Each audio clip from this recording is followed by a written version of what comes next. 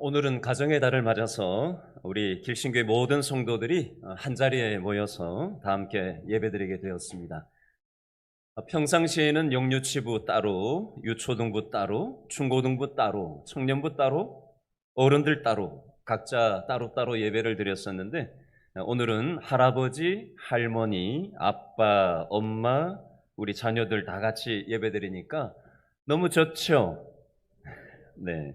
지금 내 옆에 앉아 계신 믿음의 식구들과 인사하는 시간을 갖도록 하겠습니다. 다 같이 큰 소리로 옆 사람을 바라보시면서 저를 따라해 주시기를 바랍니다. 우리들은 얼굴을 보고 얘기하셔야죠. 다시 한번. 우리들은 믿음의 식구입니다.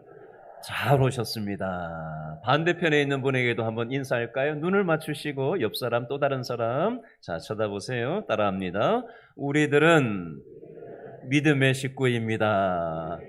만나서 반갑습니다. 오늘 참 잘 나오셨습니다. 우리 어른들은 항상 이거 할 때마다 했던 게 있는데 우리 주일학교 친구들은 안 해봤을 텐데요. 자, 우리 어른들은 항상 저를 따라서 이렇게 예배 때마다 합니다. 손을 다 같이 한번 들어보실래요? 자, 앞뒤 좌우를 돌아보시면서 반갑습니다. 환영합니다. 앞뒤 좌우를 돌아보시면서 인사하겠습니다.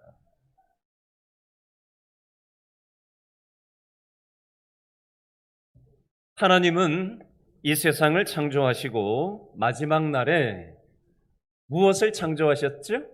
사람을 창조하셨습니다. 남자를 창조하시고 여자를 창조하셨어요. 남자와 여자가 만나서 가정을 이루었어요. 그래서 창세기 1장 31절에 하나님께서 남자와 여자가 가정을 이룬 것을 보시고 보기에 심히 좋았더라라고 말씀하셨습니다. 러시아의 출신의 유명한 작가가 있는데 톨스토이라는 사람이 있어요. 이 톨스토이라는 사람이 이런 말을 남겼습니다. 만일 당신이 가정에서 행복을 얻을 수 없다면 세상 그 어디에서도 행복을 얻을 수 없을 것이다. 가정의 행복이 가장 중요하다라는 걸 강조하는 말입니다. 자, 질문할게요. 여러분들의 가정은 어떻습니까? 행복이 있습니까? 아니면 불행하십니까? 오늘날 가정이 위기가정, 위기시대라고 얘기를 많이 합니다. 가정이 행복하지 않은 가정들이 너무 많아졌어요. 불행해요. 가족들 간에 상처를 주고받습니다. 부모를 자식이 학대하는 가정도 있고 자식에게 상처를 주는 부모도 있습니다. 부부 간에도 서로 갈등과 싸움이 그칠 날이 없는 가정이 있어서 가정이 신음을 하고 있고 가정이 슬픔에 빠져 있습니다. 이런 얘기가 있어요. 어떤 농촌의 할아버지, 할머니들 몇 가정을 초대해서 옛날 TV 프로그램에서 부부가 짝을 이루고 퀴즈를 맞추는 그런 프로그램이 있었던 적이 있어요. 아주 유명한 유튜브에 또 한 번씩 이게 나오고 많이 인용되는 내용인데요. 단어를 할아버지 할머니가 빨리 맞추는 게임인데 질문이 뭐가 나오냐면은 천생연분이라는 문제가 나온 거예요. 그걸 이제 할아버지가 문제를 내고 할머니가 이 답을 맞춰야 되는 그런 퀴즈가 나온 거예요. 그러니까 할아버지가 할머니한테 설명을 이렇게 했어요. 임자하고 나하고 우리 사이를 뭐라고 하지? 그랬더니 할머니가 뭐라고 하냐면 부부 이렇게 했어요. 아, 그거 말고 네 글자로 이랬더니 할머니가 뭐라고 그랬다고요? 평생 왼수. 많이 들어보셨죠? 어디서? 이게 실제 TV에 나왔던 얘기예요. 실제 이런 일이 있었어요, TV에. 여러분, 왜 많은 가정들이 이렇게 됐을까요? 하나님은 가정을 아름답게 창조하셨는데 창세기 3장에 보니까 에덴 동산에 사단 마귀가 우리 인간들의 가정에 침입을 해서 죄로 유혹을 했기 때문입니다. 그래서 사람이 하나님하고도 떨어져서 살게 되고 또 천국 같은 가정이 지옥처럼 변화되게 된 겁니다. 사단 마귀가 우리들의 가정의 가정 파괴범이라는 겁니다. 오늘날도 이 영적인 이치는 마찬가지예요.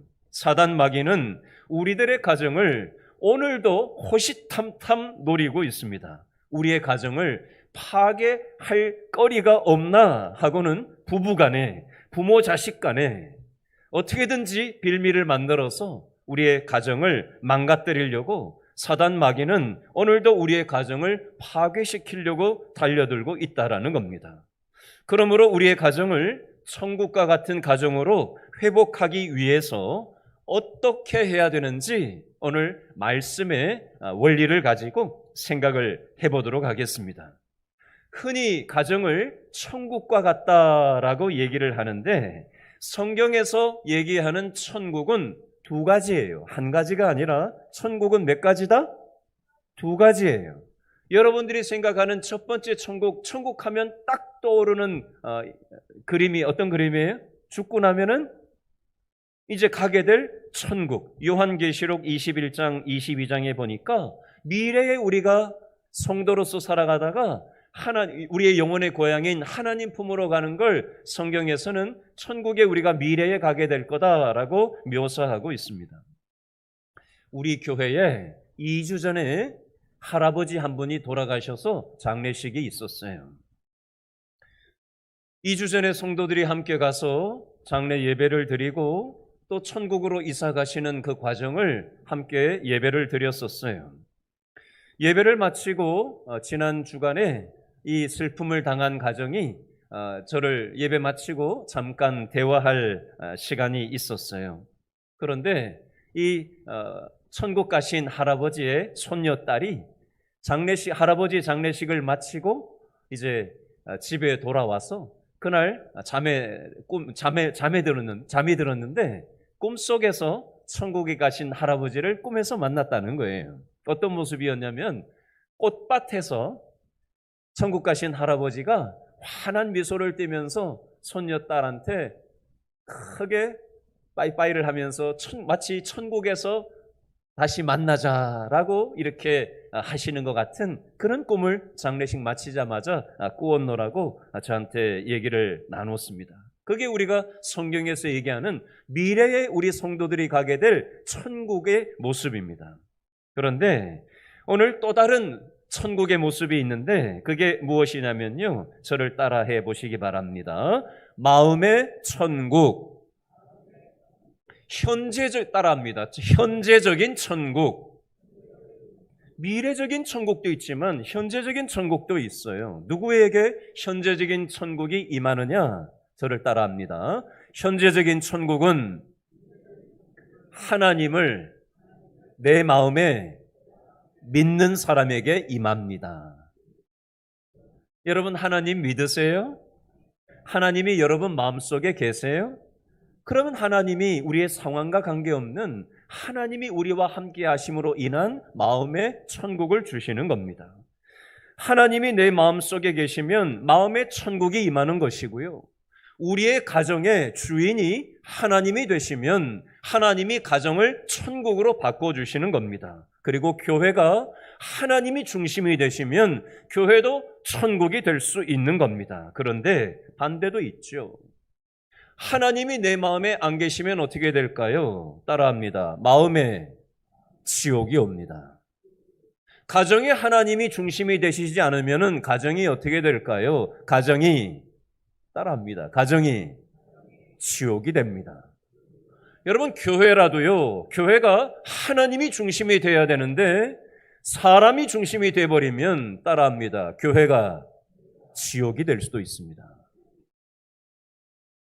여러분 교회라고 해서 가정이라고 해서 하나님을 믿는다고 해서 내 마음대로 살고 가정에서 내 마음대로 살고 교회에서 내 마음대로 살아버리면 내 마음도 지옥이 되고 가정도 지옥이 되고 심지어 교회조차도 지옥이 될 수도 있다라는 것을 우리가 생각을 하면서 신앙생활을 해야 돼요. 그런데 반대로 내 마음속에 하나님을 모시고 살면 내 마음의 천국이 될 수 있고 우리 가정의 중심이 하나님이 되시면 우리 가정이 하나님이 중심이 되심으로 인해서 우리의 가정이 천국이 될 수 있고, 우리 교회의 중심이 하나님이 되시면 우리 교회가 교회 천국이 될 수 있다라는 겁니다. 질문합니다. 여러분의 가정은 어떻습니까?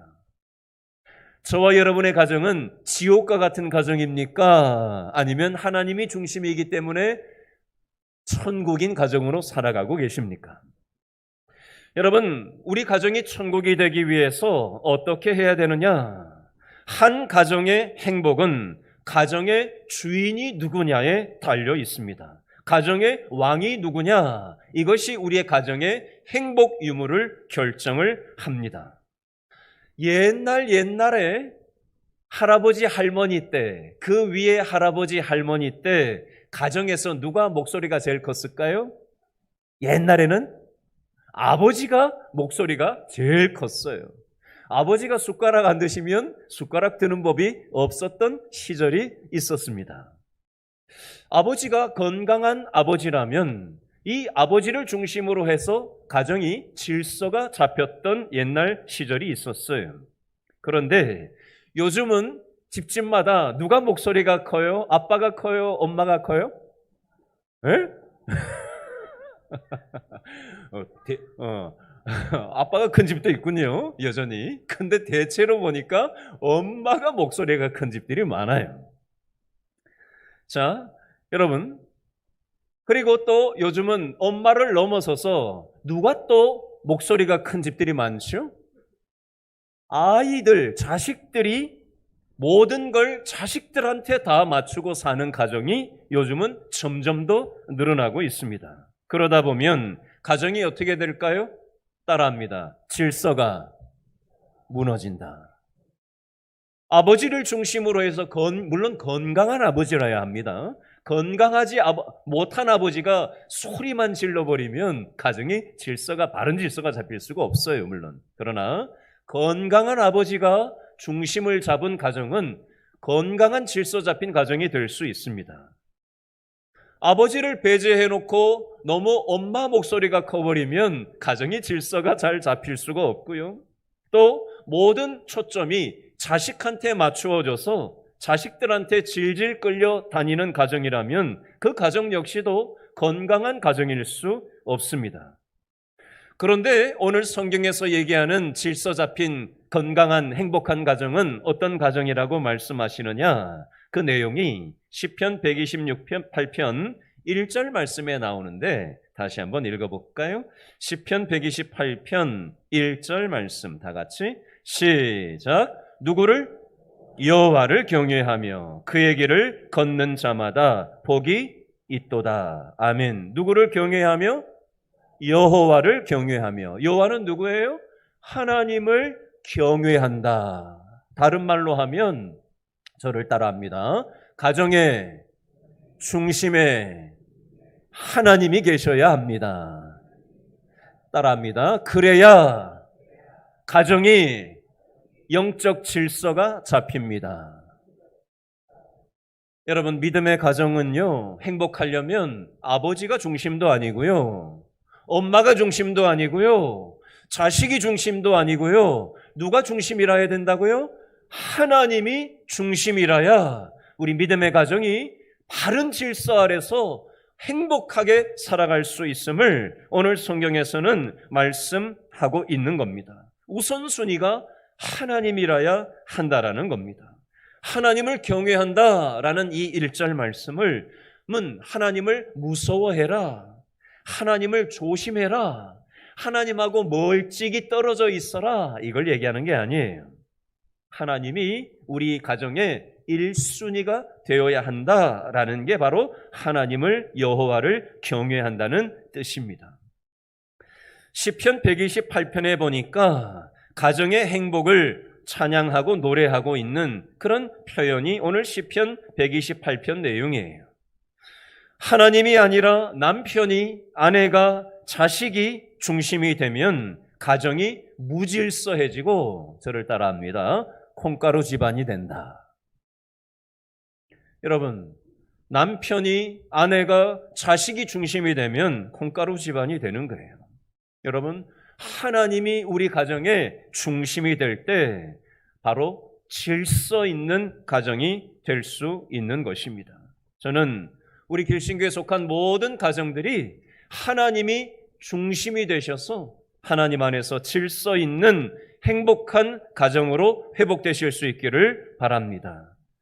요즘 이런 말들이 있어요. 영어로 나이스 하우스라는 표현이 있고요.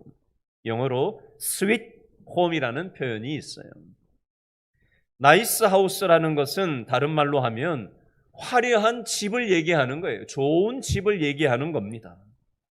아무리 좋은 집에 산다고 할지라도, 아무리 좋은 음식을 먹고 산다고 할지라도 가족 간에 싸우면은 그 맛있는 음식, 좋은 집이 무슨 소용이 있겠어요? 그러므로 나이스 하우스보다 스윗 홈이 중요하다라는 것입니다. 잠언 15장 16절 17절 말씀에 보니까 이런 말씀이 있어요. 가산이 적어도 여호와를 경외하는 것이 크게 부하고 번뇌하는 것보다 나으니라. 채소를 먹으며 서로 사랑하는 것이 살찐 손을 먹으며 서로 미워하는 것보다 나으니라. 하나님을 경외하는 게 아무리 부자이면 뭐하냐는 거예요. 서로 그냥 고통스럽게 가정생활을 하는 것보다 하나님을 경외하며 살아가는 게 중요하다는 것이고요. 아무리 잘 먹고 잘 사는 것보다 서로 가족끼리 미워하면서 살아가는 것보다 사랑할 줄 알면서 살아가는 것이 더 중요하다라고 성경은 말씀하는 겁니다.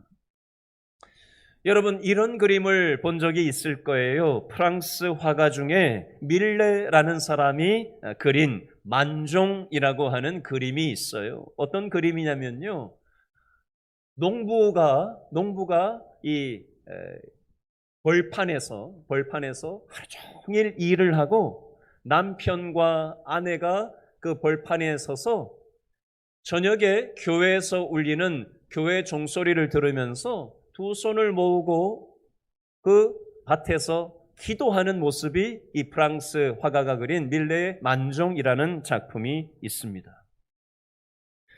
여러분, 이 그림은 굉장히 소박한 그림이고 평범한 그림이지만 굉장히 아름다운 행복한 부부의 일상을 표현하고 있는 그런 그림이에요.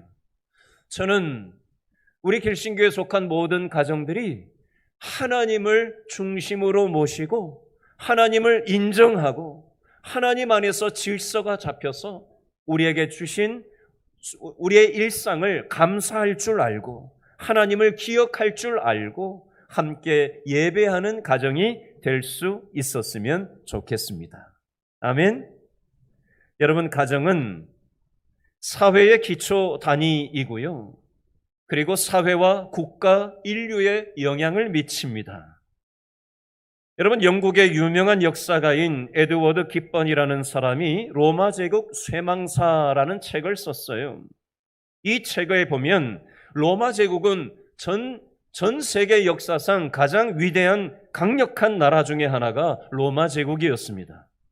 이 책에 보면 로마 제국이 여러 가지 이유로 멸망을 했다라고 원인 분석을 한 내용이 나오는데 그 중에서도 가장 중요한 로마 제국이 멸망하게 된 원인을 무엇으로 꼽냐면요, 가정의 파괴에 꼽습니다.